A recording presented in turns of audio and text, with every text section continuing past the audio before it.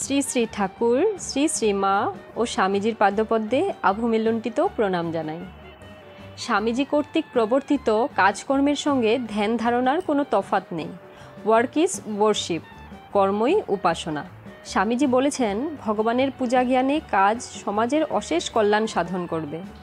স্বামীজি বলতেন, কাজকে শুধু জগতের উপকার করা হিসাবে, মানুষের উপকার করা হিসাবে, শুধু সোশ্যাল ওয়ার্ক হিসাবে নেওয়া নয়। এর অর্থ ভগবান লাভের জন্যই কাজকে সাধনারূপে নেওয়া, জগতের সমাজের মানুষের সেবার মাধ্যমে ভগবানেরই সেবা করা।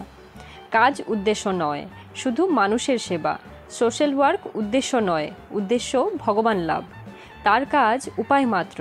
যেমন কোনো কারখানার মূল উদ্দেশ্য স্টিল তৈরি করা, তা করতে গিয়ে তার বাই প্রোডাক্ট হিসাবে আরও 5টা জিনিস উৎপন্ন হচ্ছে।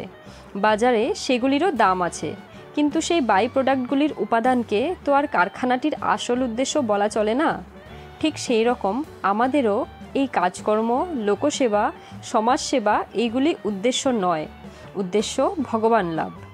এই ভগবান লাভের জন্য এমন একটি ধারণা স্বামীজি দিয়ে গেছেন, সে ধারণা দ্বারা ভগবান লাভ করতে গেলেই তার বাই প্রোডাক্ট হিসাবে সমাজের সেবা, সমাজের উন্নতি সাধিত হবে। তাহলে দেখা যাচ্ছে এই সাধনা দ্বারা একদিকে ভগবান লাভের সুবিধা হচ্ছে, আর অন্যদিকে জগতের কল্যাণও হয়ে যাচ্ছে। শুধু আমাদের নয়, সারা জগতেই এর প্রয়োজন রয়েছে। কেননা এর দৃষ্টিভঙ্গি হচ্ছে সেবাই পরম ধর্ম। বর্তমান জগতে আমাদের যা যা সমস্যা শ্রী রামকৃষ্ণ তার সবগুলিরই সমাধানের উপায় দিয়ে গেছেন। কি কি দিয়ে গেছেন তিনি ভগবানের উপর বিশ্বাস ফিরিয়ে এনেছেন। সর্বজীবে ঈশ্বর দর্শন দ্বারা জগতে বিশ্বভ্রাতৃত্ব স্থাপনের দ্বার উন্মুক্ত করেছেন। বিভিন্ন ধর্মের মধ্যে বিরোধ দূর করেছেন। জগতের লোকের দুঃখ কষ্টে উদাসীন না থেকে শিবজ্ঞানে জীবের সেবা করতে শিখিয়েছেন। ধর্মের দিকে আমাদের দৃষ্টি ফিরিয়ে এনেছেন।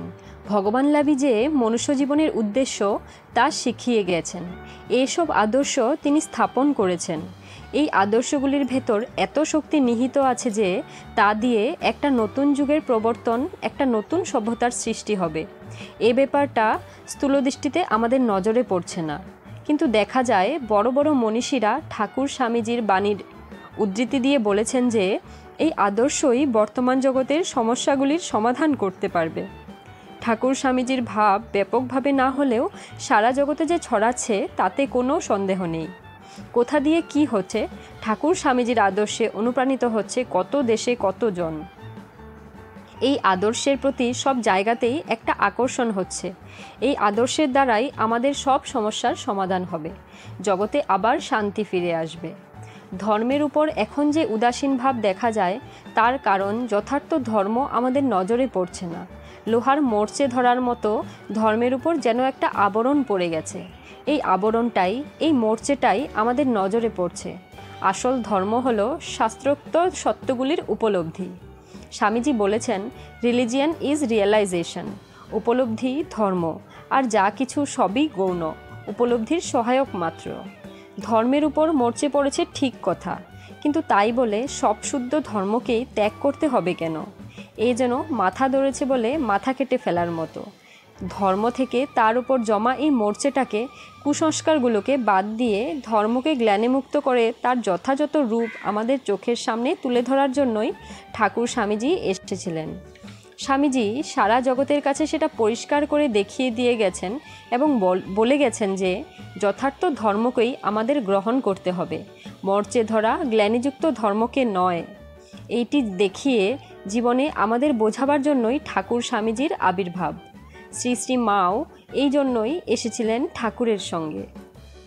সমাজ জীবনে, অর্থনীতিতে এবং শিক্ষাক্ষেত্রে যখন এই প্রকার সমস্যার কালো মেঘের ঘনঘটা, যখন হাজারো প্রতিশ্রুতি অপূর্ণ, যখন যুবশক্তি বাস্তবের আঘাতে এবং সঠিক লক্ষ্যের অভাবে দিশাহারা, তখন স্বীকার করতেই হবে এই দেশ জটিলতম সমস্যার সম্মুখীন। তরুণ জীবন এখন জর্জর।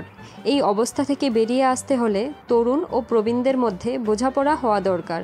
তরুণরা যেমন সচেতন হবে জাতীয় জীবনে নিজেদের স্থান, মর্যাদা ও ভূমিকা সম্বন্ধে, তেমনই তারা প্রস্তুত থাকে।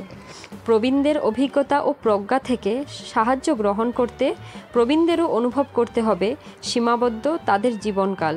ভবিষ্যৎ আছে তরুণদের হাতেই। উদারভাবে তাদের উপর ভার অর্পণ করে তাদের ভাবি ভারত গঠনে প্রস্তুত করে দিতে পারলেই তারা শ্রেষ্ঠ কর্তব্য পালন করবেন। এই পরিস্থিতিতে একান্তই প্রয়োজন জাতীয় যুবনীতি। দুঃখের বিষয়, এদেশে এখনও পর্যন্ত কোনো যুবনীতি গড়ে ওঠেনি। সুতরাং যুবনীতি গড়ে তুলতেই হবে। আর সেক্ষেত্রে স্বামী বিবেকানন্দের আদর্শে যুবনীতি গঠন করলেই সর্বজনের মঙ্গল হবে। কারণ স্বামীজি ছিলেন চিরতারুণ্যের প্রতীক, নূতনের আহ্বায়ক এবং আদর্শের দিশারি। স্বামীজির কাছে জীবন অনন্ত শক্তির আধার। সেই শক্তি প্রতি মুহূর্তে বিকিরিত বিস্ফোরিত হয়। তাই গতিশীলতা জীবনের ধর্ম, বিশেষত তরুণ জীবনের ধর্ম। তরুণেরা জীবনকে যেভাবে পেতে চায় তার সর্বোত্তম প্রকাশ আছে স্বামীজির উক্তিতে। প্রকৃতির নিয়মের সঙ্গে মানিয়ে চললেই মুক্তি, এই ধারণার সঙ্গে আমি একমত নই। গাছ কখনো নিয়ম ভাঙে না, গরুকে কেউ চুরি করতে দেখেনি, ঝিনুক কখনো মিথ্যা বলে না, তাই বলে এরা মানুষের চেয়ে বড় নয়। আমরা চাই নিয়ম লঙ্ঘন করার সামর্থ্য। কেবল নিয়মের দ্বারা বদ্ধ হলে আমরা মৃৎপিণ্ড হয়ে যাব। আমি আমূল পরিবর্তনের ঘোর পক্ষপাতী হয়ে পড়েছি। প্রাচীন সংস্কারগুলোকে ছুঁড়ে ফেলে দিয়ে নূতন করে আরম্ভ করব, একেবারে সম্পূর্ণ নূতন, সরল অথচ সবল, সদ্যজাত শিশুর মতো নবীন ও সতেজ। জীবনে একমাত্র চিহ্ন হচ্ছে গতি ও উন্নতি। অনন্ত শক্তির উৎস কুণ্ডলীবদ্ধ হইয়া এই ক্ষুদ্র দেহের মধ্যেই রহিয়াছে এবং সেই উৎসক্রমে বিস্তৃতি লাভ করিতেছে।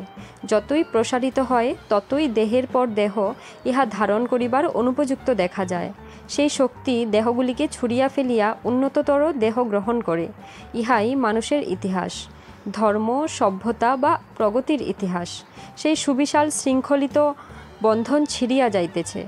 সর্বত্রই এই শক্তির বিকাশ। আমি চাই আমূল সংস্কার। আমাদের প্রভেদ কেবল সংস্কারের প্রণালীতে, সংস্কারকদের প্রণালী ভাঙিয়া ফেলা। আমার পদ্ধতি সংগঠন। আমি সাময়িক সংস্কারে বিশ্বাসী নহি, আমি স্বাভাবিক উন্নতিতে বিশ্বাসী। তো বন্ধুরা, আপনাদের যদি আমাদের এই ভিডিওটি ভালো লেগে থাকে তাহলে একটা লাইক করবেন এবং আপনারা যদি আমাদের এই চ্যানেলে নতুন হয়ে থাকেন তাহলে চ্যানেলটি সাবস্ক্রাইব করে পাশে থাকার অনুরোধ রইল আপনাদের সকলকেই। নমস্কার আপনাদের সকলকেই।